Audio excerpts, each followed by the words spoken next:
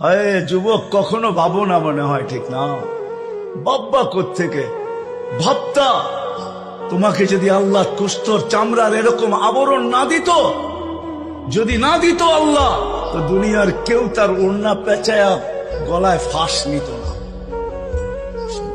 আল্লাহ গোস্তের আর চামড়ার আবরণ তোমাকে এমন দিছে যে অনেক জন ওড়না গলায় পেঁচায় ছুলা যেতে চায়, আর তুমিও দেখা বিষের বোতল ডগডগ ডগডগায় গিলতে চাও। কি দেখো, চামড়া আর গোস্তের আবরণই তো, আর কি আছে? আর কি আছে? চামড়া আর গোস্তের আবরণই তো। এটা দেখি তো পাগল, ঠিক না? কতজনই তো এই পর্যন্ত জান দিল, ওরে জিজ্ঞাসা করলে তুই জান কেন দিলি? হায় হায় হায়, সত্য এটাই। ওই মজনুর মতোই বলবে। কেউ নাকি মজনুকে বলছিল, লাইলি তো কালো, তুই কি দেখা পাগল হইছিস? তোর চোখ দুইটা খুইলা আমারে দে, আমার দুইটা খুইলা তোর ভিতরে লাগায় লাও, তারপরে তুই দেখবি লাইলি কালো না সুন্দর। সত্য এটাই।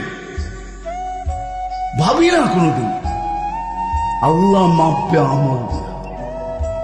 প্রত্যেক ব্যক্তি আল্লাহর কাছে করে পার্থক্য।